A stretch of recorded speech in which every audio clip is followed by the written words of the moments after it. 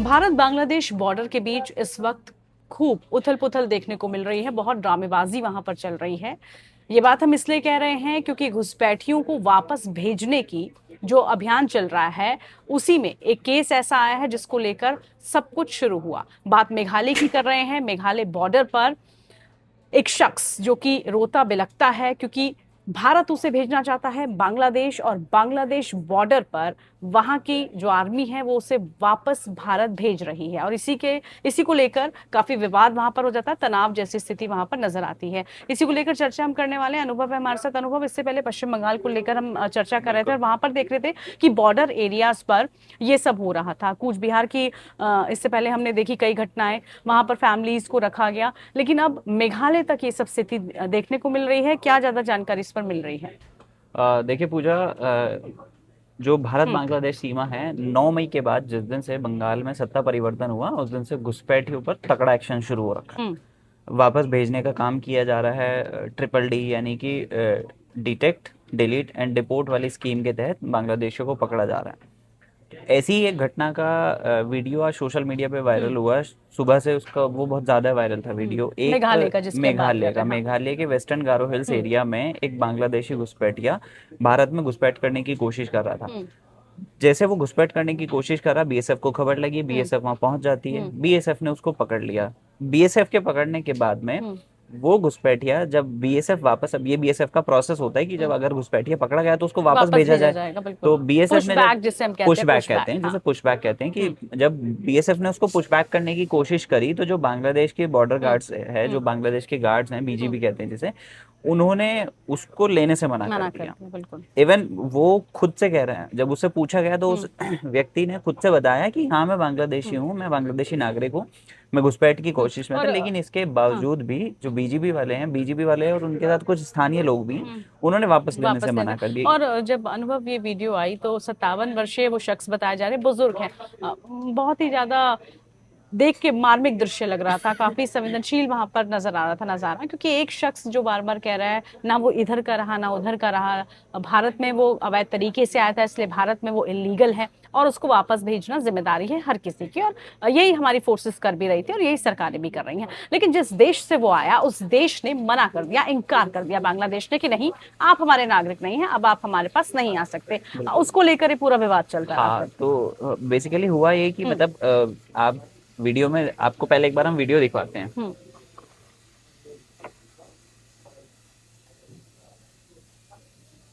ये वो शख्स है, और इस शख्स को देखिए ये कैसे दोनों इधर से उधर बीएसएफ और भेजा बीजीबी जा के रहा है। गार्ड्स हैं। और वो एक तरफ हमारी है फोर्सेस, वो कह रहे हैं कि आप अपने देश जाइए, दूसरी तरफ ये देखिए शख्स का दृश्य देखिए, रोता हुआ मार्मिक दृश्य है। आंसू आ रहे हैं उसकी आंखों में, क्योंकि वो अब ये सोच रहा है कि मैं कहाँ पर जाऊं। जिस देश में रह रहा था उस देश ने कहा कि आप इस देश के नागरिक नहीं हैं, आपके पास डॉक्यूमेंट नहीं है, आपको वापस जाना होगा। और वो जिस देश से आया था वो देश अब उसे लेने से इनकार कर रहा है, और इसीलिए बहुत मार्मिक दृश्य जिसे हम अनुभव कह रहे हैं कि संवेदनशील यहाँ पर नजर आया काफी मामला। और और मतलब आप देख सकते हैं कि इस वीडियो में दोनों जो हम्म। बीएसएफ और बीजीबी के जवान हैं वो एक दूसरे को बता रहे हैं, वो एक दूसरे से बात कर रहे हैं कि ये शख्स आपके देश का है, ये घुसपैठिया था, भारत में घुसपैठ की कोशिश कर रहा था।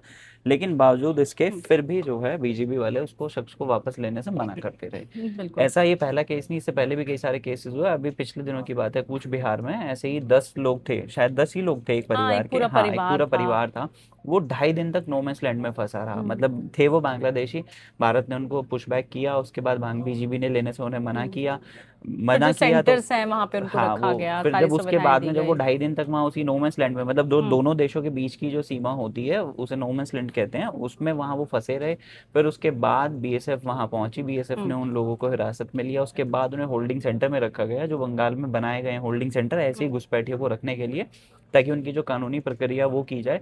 उसके बाद फिर उनको खाना दिया गया। मतलब ऐसा बताया गया है कि वो पिछले 2 दिन से भूखे थे, उस हम्म। पूरे परिवार को खाना नहीं मिला। और यही हम देख रहे हैं और स्थिति इस वक्त, जो जी, भारत के जितने भी बॉर्डर एरियाज है वहां पर इसीलिए फेंसिंग लगाया जा रहा है, सील किया जा रहा है बहुत सारी जगहों को। बहुत सारे डिप्यूट किए जा रहे हैं, वापस भेजे भी जा रहे हैं। लेकिन बड़ा सवाल ये है कि अब ऐसा जो शख्स है जिसको ना बाहरी कंट्री लेने के लिए, यानी कि जो बॉर्डर एरिया है, ना तो बिल्कुल, बांग्लादेश लेने के लिए तैयार हो रहा है, और भारत में वो रह नहीं सकता क्योंकि उसके पास उसके दस्तावेज दस्तावेज मौजूद नहीं। नहीं है। तो ऐसे में वो शख्स क्या करे?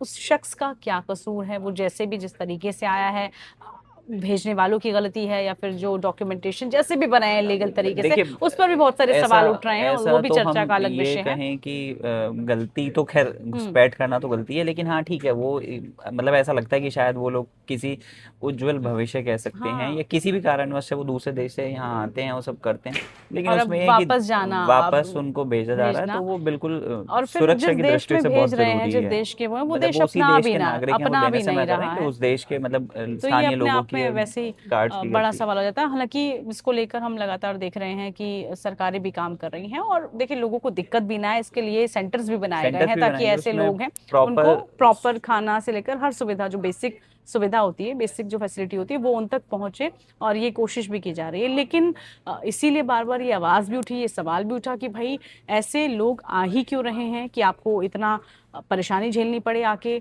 आपको वापस भेजा जाए और उसके बाद तमाम तरह की कार्रवाई, जो तमाम तरह की प्रक्रियाएं हैं, उससे आपको जूझना पड़े। बिल्कुल। तो उसको लेकर जो भी अपडेट मिलेगी अनुभव हम तो पहुंचाते जाते जाते रहेंगे। हम आपको ऐसे ही जो बंगाल में होल्डिंग सेंटर्स हम्म। बनाए गए हैं, एक होल्डिंग सेंटर दिखाते हैं कि होल्डिंग सेंटर होता कैसा, उसमें कैसी सुरक्षा होती है, कैसे उसमें व्यवस्था होती है, सारी चीज़ें, पुलिस उसमें, हम्म। पुलिस की निगरानी कैसी होती है। तो उसके लिए हम अपनी संवाददाता पूजा मेहता की एक रिपोर्ट दिखाते हैं, उसमें होल्डिंग सेंटर के बारे में पूरा बताया गया कि कैसे होल्डिंग सेंटर काम करता है, कैसा ये होल्डिंग सेंटर होता है। चलिए फिलहाल के लिए इतना ही, नमस्कार। मुर्शिदाबाद जिले के लालगोला इलाके के होल्डिंग सेंटर में हमारी मौजूदगी है। हमने देखा है कि किस तरह से पश्चिम बंगाल सरकार ने आदेश दे दिया है कि अगर पश्चिम बंगाल में कोई भी रोहिंग्या या फिर बांग्लादेशी नागरिक जो अवैध तरीके से पश्चिम बंगाल में रह रहा है, तो उन्हें डिपोर्ट करने से पहले इसी तरीके के होल्डिंग सेंटर्स में रखा जाएगा। हमारी मौजूदगी फिलहाल मुर्शिदाबाद के उसी होल्डिंग सेंटर के अंदर है, और इसी 3rd फ्लोर में जो है होल्डिंग सेंटर बनाया गया है। और आप देखिए यहाँ पर बैरिकेड है, रिस्ट्रिक्टेड एरिया जो है लिखा हुआ है, पुलिसकर्मी यहाँ पर मौजूद है, और ऊपर किसी को भी जाने की अनुमति नहीं है। आप देखिए यहाँ पर और भी पुलिसकर्मी आपको दिखेंगे, क्योंकि ये रेस्ट्रिक्टेड एरिया है तो किसी को भी ऊपर जाने की परमिशन नहीं है। लेकिन कुल मिलाकर पुलिस की तरफ से कहा जा रहा है कि 19 लोग हैं, जिसमें महिला, पुरुष, बच्चे, जिनको इन होल्डिंग सेंटर में रखा गया है। सारे के सारे जो है बांग्लादेशी नागरिक हैं, और उन्हें मुर्शिदाबाद के किसी न किसी इलाके से गिरफ्तार किया गया है। आपको बताते हैं कि यहाँ पर पुलिस के अलावा भी एक मेडिकल टीम है जो उनका ध्यान रखेगी, और साथ ही टॉयलेट से लेकर पीने के पानी तक, और साथ ही खाने पीने का तमाम इंतजाम यहाँ पर किया गया है। लेकिन जैसा पश्चिम बंगाल के मुख्यमंत्री शुवेंदु अधिकारी ने ये साफ कर दिया है कि जहां तक अवैध बांग्लादेशी नागरिक और रोहिंग्या की अगर बात करें, तो सबसे पहले उन्हें डिटेक्ट किया जाएगा, डिलीट किया जाएगा और डिपोर्ट किया जाएगा। जब तक डिपोर्टेशन की पूरी प्रक्रिया नहीं खत्म कर ली जाती है, तब तक वो तमाम लोग जो है इसी होल्डिंग सेंटर्स में रहेंगे। और अगर हम धीरे धीरे बात करते करते बाहर जाए, तो हम आपको दिखाते हैं कि इस पद्मा भवन को, जिसको एक होल्डिंग सेंटर में तब्दील कर दिया गया है, वहां पर सुरक्षा इंतजाम कैसा किया गया है। क्योंकि बाहर में बहुत सारे सीसीटीवी कैमरा लगाए गए हैं यहाँ पर, और ये देखने की सुनिश्चित करने की कोशिश की जा रही है कि कोई भी अनऑथोराइज एक्सेस यहाँ पर ना हो। आप देखिए ये जो पूरा इलाका है, यहाँ पर सीसीटीवी कैमरे नए स्तर से लगाए गए हैं, इलेक्ट्रिसिटी के कुछ नए कनेक्शंस भी किए गए हैं, और यहाँ बिल्कुल इस बिल्डिंग के एंट्रेंस पर भी जो है आप देखेंगे कि यहाँ पर सीसीटीवी कैमरे लगाए गए हैं।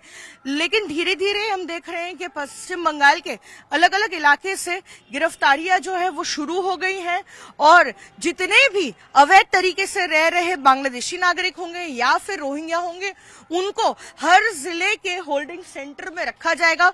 पुलिस की कड़ी निगरानी के बीच में मेडिकल टीम भी जो है उस पर ध्यान रखेंगे उन तमाम लोगों का, और जब तक उनको डिपोर्ट नहीं कर लिया जाता है अपने देश में, तब तक जो है वो यहीं रहेंगे।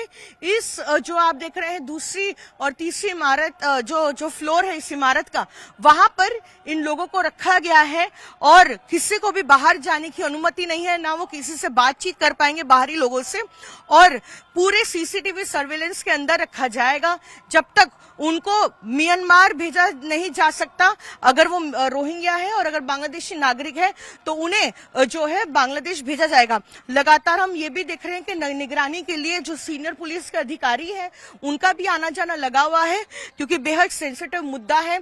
और ऐसे में जो कड़ी कार्रवाई पश्चिम बंगाल सरकार कर रही है, और कल भी हमने देखा था कि मुख्यमंत्री शुभेंदु अधिकारी ने कहा है जल्दी भागो वरना बंगाल सरकार को जो करना होगा वो सरकार करेगी। मुर्शिदाबाद से वीडियो जर्नलिस्ट कौशिक दे के साथ पूजा मेहता, टाइम्स नाउ नव भारत।